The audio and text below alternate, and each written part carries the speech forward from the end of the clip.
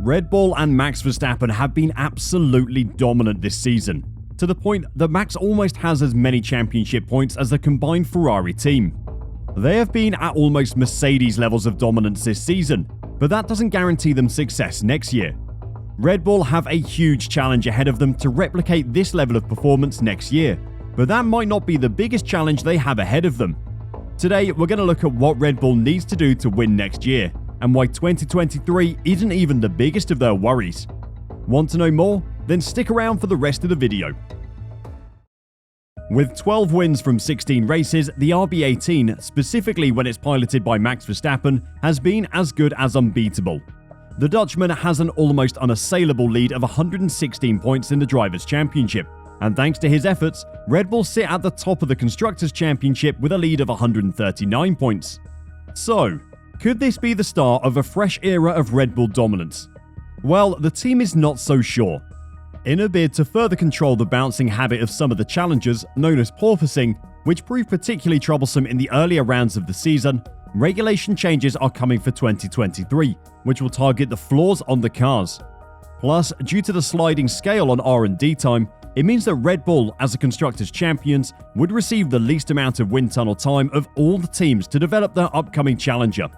Red Bull's chief engineer Paul Monahan said, "Next year we have some rule changes, and we have less resources than our rivals in terms of aerodynamics or hours of wind tunnel and CFD use, because of our result in the Constructors' Championship. I could counter-argue that we have the best people in our factory, but that's perhaps a bit of an egocentric view. So I'm sure that this year's performance can be carried over to 2023. I can't say that the home straight of this season will be beneficial for us next year." Red Bull might be right to say that they have the best people in their factory. Adrian Newey has gained the attention of fans around the world this year as the car he designed, the RB18, has been in control of any bouncing all year while being incredibly aerodynamically efficient. But the level of talent in the Red Bull factory goes far beyond Newey. Red Bull have been hiring Mercedes engineers all year. The aim has pretty clearly been to poach the best people at Mercedes to help improve their own team. It isn't a new or revolutionary tactic, that's just how competition works, and they appear to have executed it exceptionally well. We'll come back to those new staff members later though, as they may be key to Red Bull's other huge challenge.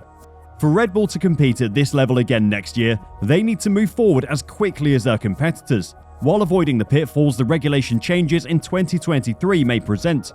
Paul Monahan continued by saying, "We have to move at least at the pace of our rivals.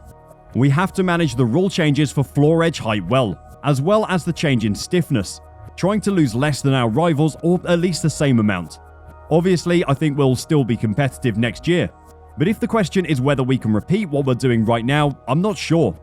We'll do the best job we can with some of the best people in the pit lane, and then we'll judge what we've been able to do after 1, 2 or 3 races, won't we?" That is one of the most critical parts of the challenge of making a car for a new season. You don't know what your opposition are doing. You don't know how fast Ferrari or Mercedes will be until you actually get to the track and start racing. If you're too slow, by the time you realize, it's almost too late, as Mercedes discovered this year. Red Bull have a huge task on their hands to maintain this level of performance next year, but Max Verstappen doesn't sound worried. "It's basically a continuation of this year's car, so they pretty much know what I like from the car. But at the end of the day, what's most important is that we add parts to the car that makes it go faster. That's basically always the aim. You learn from this year's car and you try to make it better for next year," says Verstappen.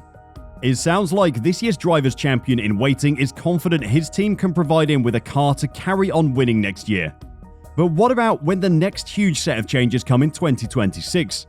Red Bull have been using Honda engines since 2019 and will continue using a Honda-built engine until 2025. But for the 2026 season, the engine regulations change, and Red Bull are planning to build their own Red Bull Powertrains branded V6. The size of this challenge cannot be overestimated.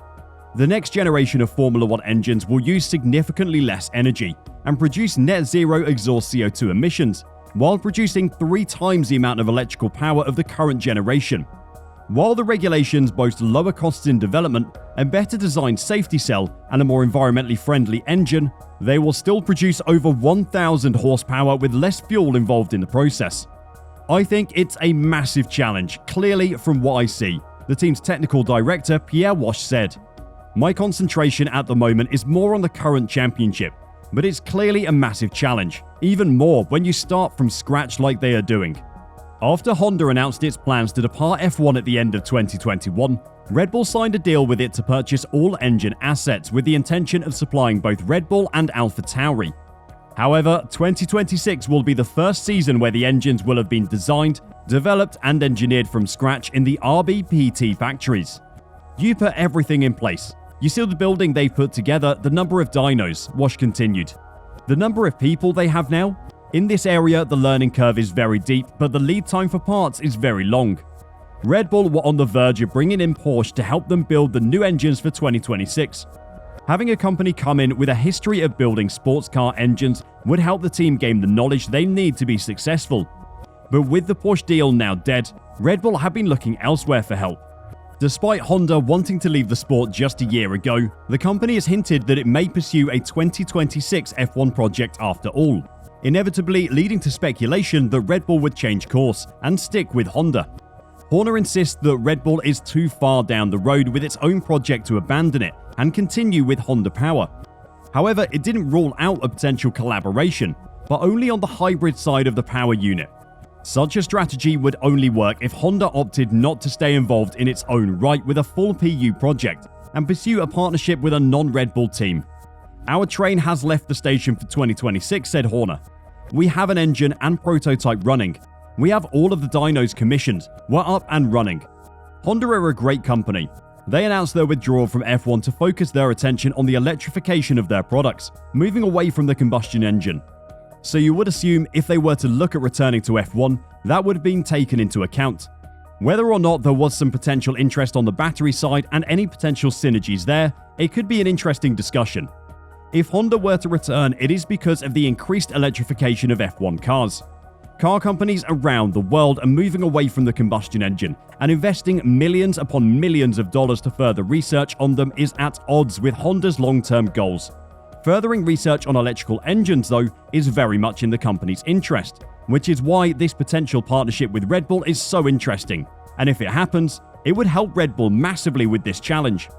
Red Bull realized early on that it was a huge challenge they were undertaking, and have been working to ensure they have the best people possible to help them succeed in building their first engine.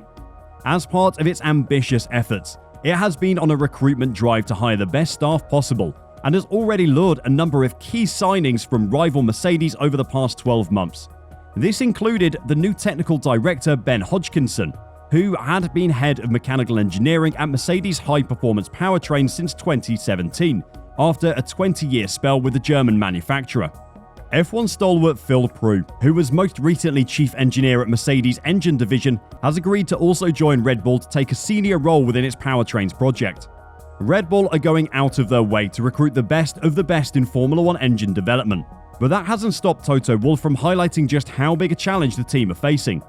The Mercedes boss said, "I think it's a very bold strategy. Being self-sufficient is clearly a scenario that Red Bull have always wanted to achieve. Have their own power unit, not be dependent on any other OEM. And here we go. That's the strategy they've deployed. And we shall see what happens in 2026, 27 and 28. Red Bull have two huge challenges ahead of them, but the team is recruiting the right people to help take them on. Under Christian Horner, Red Bull have been a force to be reckoned with, and this next step, building their own engines, will hopefully be another highlight of his already incredibly successful career. That is assuming they do a good job, of course. Want to know more about what is happening in F1? Then click the video showing on the screen and I'll see you there.